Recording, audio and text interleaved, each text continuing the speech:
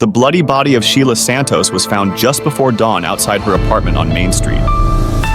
She had just returned from work in the wee hours of October 2nd, 2009. Sheila, a Brazilian beauty, was an exotic dancer at Club Alex's in Stoughton. She was only 27 years old. The Brazilian immigrant who made her way in the United States as an exotic dancer performing in Boston gentlemen's clubs was living in fear for her life. She tried to escape her reality before the horror she faced on October 2nd, but his desire to kill crushed any hopes of that. Based on the case text, it was revealed that the defendant, her ex-boyfriend, had planned and set out to kill her that morning. On the day before her murder, the defendant explained to his friend, Sheila's sister Anna, that he had been using drugs and that his life for the past 6 months had no meaning. He left a message with Anna to tell her sister that she was dealing with a person who has no life. Later that morning, the defendant sent Anna a text message that he was feeling better. He also would not do anything wrong, in other words, anything suicidal. He, however, asked if her sister was going to work today. Anna replied, "I don't know, I think so." Later that night, the defendant's roommate noticed that he was sleeping on his mattress wearing a jacket and pants. It was not unusual, as the roommate knew he would do that when he planned to go out later that night. Santos lives on the 4th floor of the Everett apartment in Boston. She was no stranger to the nightlife. Her superintendent found her lifeless body at around 4:30 a.m. on the staircase leading to the door behind her apartment.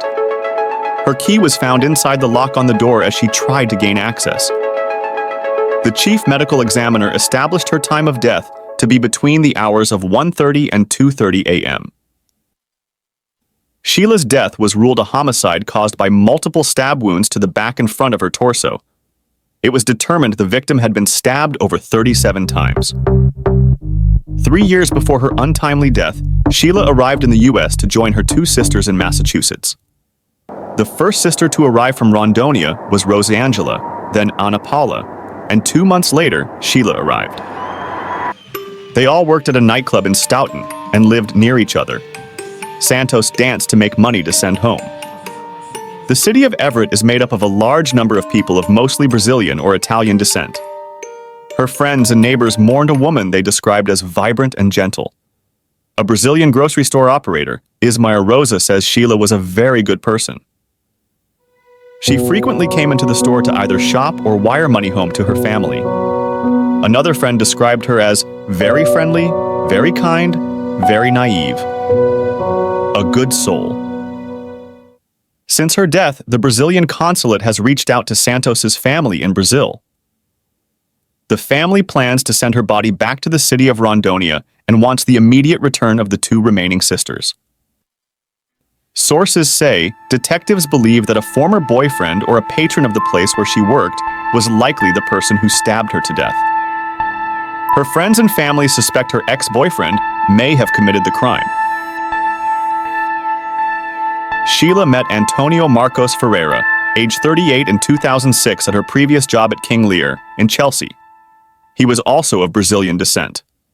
He and both her sisters became friends. The 2 started dating in 2008, but Sheila reportedly ended the relationship about 3 months later. Despite the 9-month breakup, Antonio continued to socialize with the victim and her sister Anna. However, things took a turn when Sheila grew afraid of him. A family member stated that Sheila was already talking about changing jobs to avoid harassment and about moving out of the apartment. Santos did manage to find another job, but at the time of her death, she was still living in the same apartment. Sources said that Sheila had made complaints to the Everett Police Department, claiming she was being followed and harassed. Apparently, since the breakup, Antonio wasn't ready to give up on the relationship, but she continually rejected him. He allegedly kept pursuing her and expressed extreme displeasure with the rejection. Armed with this information, authorities obtained surveillance footage surrounding the murder scene. They could establish that Ferreira's vehicle was in the area, and they could place him at the scene. On the day the murder was committed, investigators obtained a search warrant for Ferreira's apartment. Inside his bedroom, they discovered a pair of sneakers that could be possibly linked to her murder. There was a visible blood stain on the top toe area of his left sneaker. Further testing determined that the stain on the sneaker was that of the victim's blood, Sheila Dos Santos.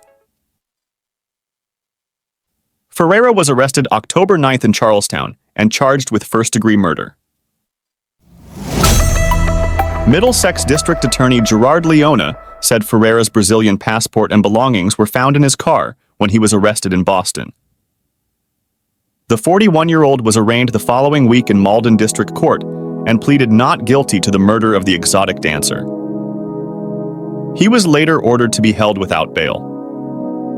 Sheila's sister, Ana Paula, disclosed to a blogger that Ferreira reportedly told Santos her life was worthless. At the trial, Leon provided evidence that shows that the defendant was in the vicinity at the time of the murder, and DNA evidence links him to the crime. He had the opportunity and the motive to commit this crime, Leone said. Leone added that Santos was stabbed 37 times in the back and front of her torso, with some stab wounds visible on the arm. It was revealed at trial that the defendant told the victim that if she was not going to date him, then she would not be able to date anyone. He additionally threatened to kill himself, claiming he had no life, or kill her if she did not have a relationship with him. Antonio Marcos Ferreira of Somerville, Massachusetts, was found guilty by a Middlesex Superior Court jury on a charge of murder in the first degree. He was convicted on theories of deliberate premeditation and extreme atrocity or cruelty.